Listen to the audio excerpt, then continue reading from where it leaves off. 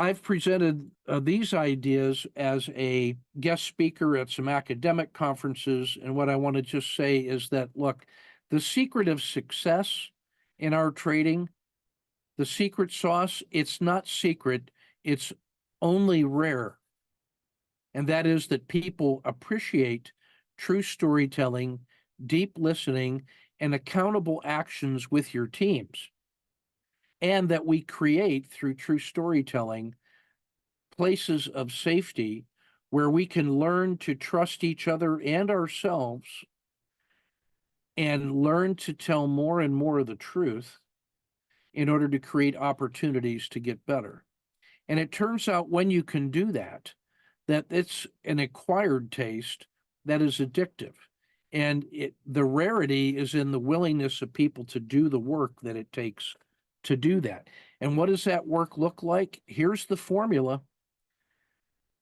Just enough planning, ruthless and relentless preparation, trained professional battle drill in your execution to execute your rules, and then rigorous assessment of your execution, of your preparation, of your planning, and then assessment of your own assessment program to make sure that you are as well prepared as you can be for those moments when you have to be unplanned. I would rather be well prepared than overly planned. Preparation is what the key is. And then we learned how we can use a systematic approach of aligning ourselves and our purpose with actions and leveraged professional tools to overcome the challenges of underperformance, which is the way we've always done it, the old habits that we have, and then the inertia of not being able to get up to take action. Purpose, action, and artifact, leadership with skin in the game, makes the difference and allows us to overcome these shortcomings. In practice, it turns out that we are creating a learning and performance environment in which we can achieve the maximum sustainable rate of learning. So when we establish the boundaries of our professional domain, ourselves, our performance, our teammates, our community of practice, our goal is to get the maximum sustainable rate of learning and performance for the rest of our lives. And we pull together 3 different bodies of knowledge to do that. And we are going to be rigorous, and each one of these is a trainable body of knowledge of how to do these things. It's not magical thinking. In fact, we professionally describe the standard work that goes into how we teach creativity using the Fletcher treatment, how we teach Dr. David Boge's true storytelling body of knowledge in order to build our accountability groups, and to do that in a standard way. And I'm certified at the highest level on both of those. I'm the only person in the world that can say that, I believe. And we use the Tortoise Trading Foundations to build out the technical trading elements of our professional behavior. And we're looking to do routine things routinely. And we communicate with ourselves and our accountability partners through truth-telling and deep listening in our true storytelling circles, which unleashes the power of our stories to be creative, as we know from the Fletcher treatment for creativity. And then finally, we take a look at our learning in practical ways. We're not trying to learn in order to pass a test. We are learning and testing our learning in live conditions in order to live our lives. And we try to employ natural forces of our human nature and our biological brain and our sociological tribe. We want to use those natural forces to understand why price moves the way it does and how human psychology affects risk and price. And by leveraging those natural forces in the way we tell stories, the way we work together, the way we set up our trading systems, gives us the ability to win the battle against the forces of underperformance, inertia, culture, and status quo. In a nutshell, my favorite little sketch here is circumnavigating the elephant. The elephant represents the mysterious, powerful challenges that are in the world. In our context, it's trading and also mastery of self. And support to the team. We're trying to do all of those three things over the long haul. It's hard. Life is hard. And if we can somehow organize an accountability group coming from many different perspectives and respecting all of their different traditions and pathways, we can circumnavigate the elephant and learn to see him in different ways, and then using our trusted storytelling and common language that we can learn about the elephant from each other much more completely and much more deeply and much more quickly than if we tried to do that all ourselves. And by doing that inside of a true storytelling circle, which is a dynamic, safe, trusted, truthful circle,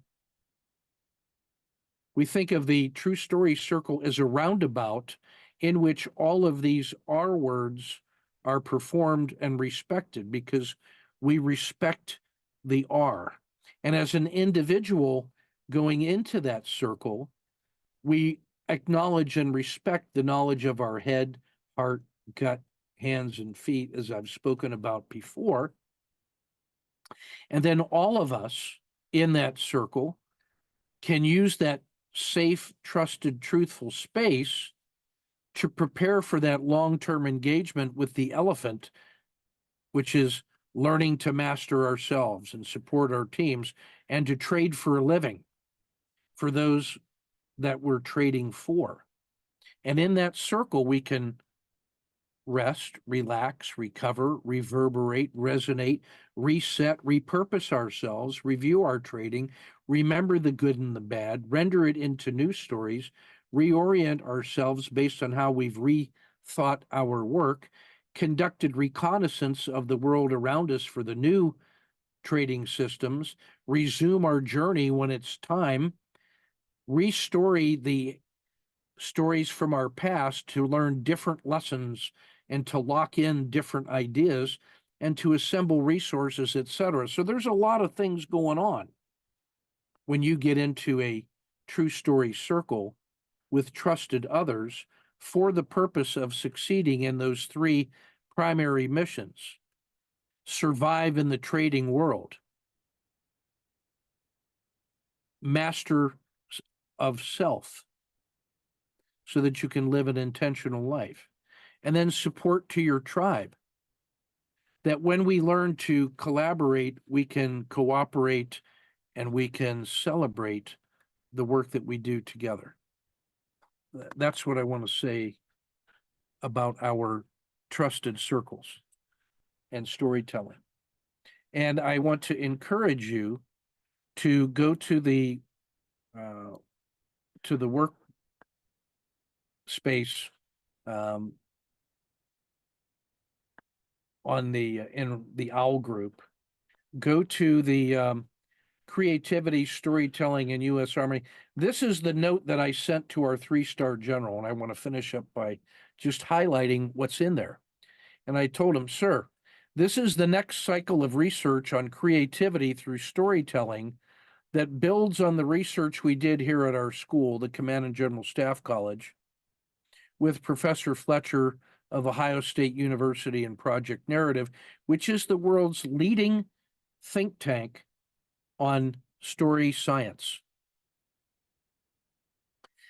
This link, the Indigenous Approach, Creativity and Leadership on their Apple Podcasts, comes from the 1st Special Forces Group. That's the Green Berets in which Professor Fletcher and Lieutenant Colonel Tom Gaines, a student of mine for the last 5 years, Fletcher and Gaines talked for an hour about the background of theory and practice of how we have been improving our creativity through storytelling. And we're talking about transformational change here. We're not talking about nickel and dime stuff. The story of how that came together is a case of truth being stranger than fiction. It started 5 years ago when Tom Gaines and I were working in a classroom together. I was his instructor, and we were working. I was teaching two different classes next to each other. And in each one, there were 16 officers. In Charlie team, where Tom was, he was by far the smartest guy. And he was surrounded with a bunch of hardworking average officers that were just trying to survive and get through the course. He was special. And so I spent a lot of time working with him to stretch him even further. And it was motivated in some ways by the fact that next to us was a team of 16 that had 4 guys that had been selected for the second year advanced school after our first year. Now, Tom was selected, but it's like, I don't want to say this harshly, but they had 4 smart guys to talk to, and Tom was by himself. So Tom and I worked together, and the things that we talked about on creativity and entrepreneurial thinking and dealing with complexity, he took with him after graduation to that advanced course school. And then he was motivated to go to the University of Chicago School of Entrepreneurial Business to get a master's and an MBA in entrepreneurial business. He took that with him to the first Special Forces group, and then COVID hit. And then Tom put together one of his professors and me and him, and we, during the COVID, and we brought together a group of strategic thinkers and creative people, and we were doing weekly podcasts and work sessions throughout COVID in order to reach out and do more because everybody was locked in at home. Well, as a result of that, the professor at the University of Chicago, who knew I was interested in storytelling because of my work with David Bogie, said, "Oh, you ought to meet my friend Angus Fletcher at Ohio State, who is also working on storytelling." So I introduced myself to Angus, and the story of that is told in that podcast. And on that very narrow chain of custody, if you will, or 6 degrees of separation, we were able to make the connection between the Army and Professor Fletcher, and you couldn't even imagine writing a movie script that is that improbable. But because of the energy and interest of Tom Gaines, a great American hero, we were able to make the connection that led to Angus Fletcher writing a couple best-selling books, for us to do world-class research into creativity and story science. And I've been actually able to blend the work of Angus Fletcher and Western story science with the work of David Bogie, who comes at it from the indigenous ways of knowing and First Nations people.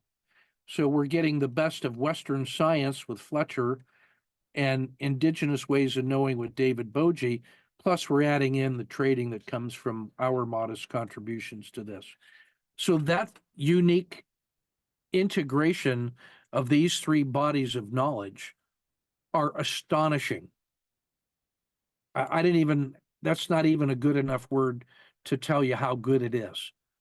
But it's the coming together of those 3 bodies of knowledge: Fletcher's story science, Bogie's true storytelling, my modest work with trading, and my learning as an adult educational theorist and practitioner for 35 years at the master's and doctoral level and in professional schools has enabled us to achieve what I consider to be maximum sustainable rate of learning. It really is kind of astonishing.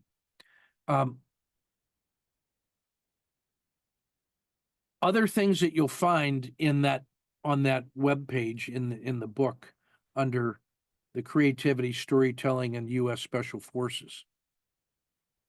You're going to see a couple of short 5 to 7 minute summaries of the research study that we did back in 2021 that got this whole ball rolling. These things are a summary of research. You're going to see a series of short, 90-second to 3-minute videos on YouTube that are cleverly produced by the Project Narrative that describes how we do the teaching of the Special Forces guys in creativity. They're kind of fun. Fletcher got some of his Hollywood buddies to produce those. And then there's some additional materials, like the actual copy of the field guide itself that Fletcher wrote for the Army. That's a bestseller on Amazon, and you can download the PDF for free. Save you a little buck, some money. And this is a paper on how to teach critical thinking as well as creativity. This is a paper that Fletcher just published on how we have been using this creativity to actually teach resilience to third graders. And this is based on work that I had done using creativity for my soccer kids. I showed Angus what I was doing, and he exported it into a program. We now have a nationwide program of teaching resilience to kids based on work that we did here in Leavenworth with the Soccer Academy. The creativity meta study is about 100 pages of science that represents the work that we did with the U.S. Army and why we have a scientific basis for the claims that we make about how powerful this creativity can be. And then this paper from one of my other students, Major Sam Herbert, put together a program of how to teach creativity as a pilot program for our college, which we're now going to be implementing next year. So what you have here, if I were to sell this, if I were to go to a Fortune 15 company, this would be about $2,000 a head to teach them how to do this stuff. But I think it's important enough that you guys get a chance to review it and take the benefit from it, and as a way of saying thanks to you. All right, so that's everything I wanted to cover tonight. We got just a few minutes before we got to get running. Any final questions or comments from the team? Just come up on the net and sound off.